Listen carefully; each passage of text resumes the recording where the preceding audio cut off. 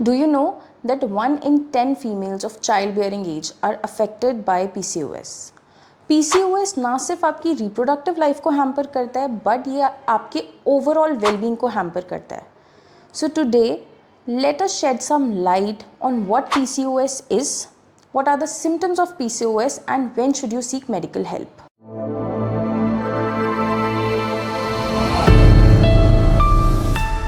Hi, I'm Dr. Shubhi Agarwal and welcome to Viscure.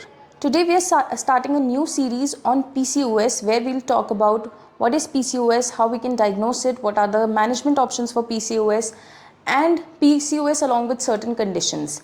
And I'll also answer all your questions. So without further ado, let's get started.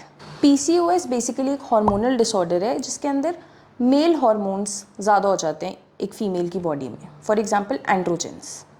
इसकी वजह से आपको fertility में issues आ सकते हैं, मतलब आप कंसीव नहीं कर पा रहे हैं, पीरियड्स आपके इरेगुलर हो सकते हैं, male type of hair growth pattern हो सकते हैं, फेस पे हेयर हो सकते हैं, चेस्ट पे हेयर ग्रोथ हो सकती है, हेयर फॉल हो सकता है. अपार्ट फ्रॉम दिस ये आपके लाइफस्टाइल डिसऑर्डर्स जैसे कि टाइप 2 डायबिटीज़ मेलाइटिस की होने की रिस्क को बढ़ा सकता है. So the sooner you diagnose it, the sooner you can start the treatment and the better the quality of your life will be. Before starting, you should know one thing that there is no single test जिससे हम PCOS को diagnose कर सकते हैं. We look at clinical symptoms, we look at your imaging, we look at your blood reports. सबको ढंग से analyze करके we then come to a conclusion whether or not you have PCOS. Okay, so how can you know if you have PCOS? So number one, irregular periods. Irregular periods can be delayed irregular or irregular frequent.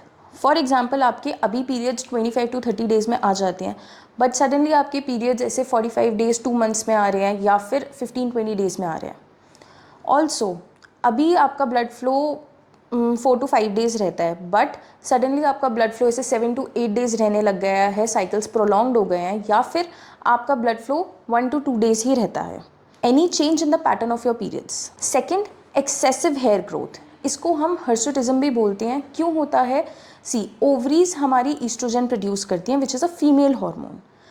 PCOS के अंदर male hormone यानी कि androgens की values बढ़ जाते हैं जिसकी वजह से male type of hair growth pattern होता है. फेस पे, चेस्ट पे, बैक पे हेयर आपको ज़्यादा फील हो सकते हैं. Third is acne.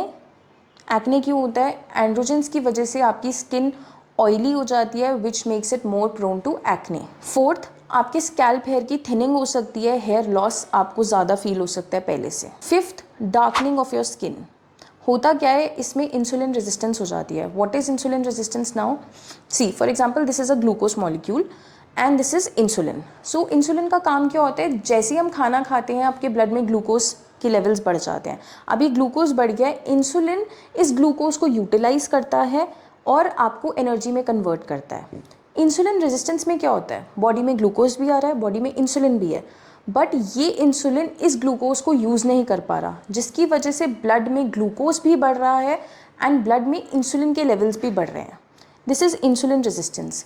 इसकी वजह से डार्क पैचेस दिख सकते हैं, नेक पे डार्क पैचेस दिख सकते हैं, अंडर आर्म में डार्क पैचेस दिख सकते हैं, बेली बटन के अराउंड, ब्रेस्ट के अंडरनीथ एंड थाइस के बीच में dark patches, velvety appearance of the skin, black velvety appearance. Lastly skin tags भी हो सकते हैं. स्किन टैग्स क्या होते हैं? ग्रोथ हो जाती है स्किन पे, जैसे ये मेरी नॉर्मल स्किन है, इस पर कैसे ग्रोथ सी हो गई, हिंदी में हम इसको मस्सा भी बोलते हैं. स्किन टैग्स हो जाते हैं. Now when should you visit your doctor? See, if you see any of the above symptoms, you should definitely visit your doctor. ज़रूरी नहीं है आपको PCOS हो, but अगर है तो it's better to start the treatment earlier. Do not wait for these signs and symptoms to disrupt your life.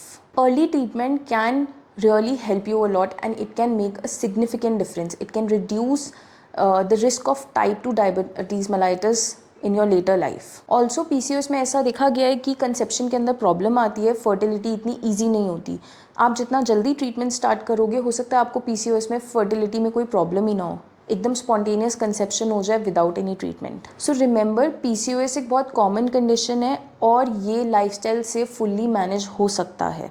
आपको regularly exercise करनी है, आपको एक डाइट फॉलो करनी है विच is a well balanced healthy diet, macros and माइक्रोज का ध्यान रखना है, मेडिटेशन और माइंडफुलनेस प्रैक्टिस करनी है. इसके अलावा इफ़ योर डॉक्टर थिंक कि हॉर्मोन्स या फिर मेडिकेशन नेसेसरी है तो वो आपको डेफिनेटली दे देंगे, कुछ सप्लीमेंट्स आपको दे सकते हैं वो।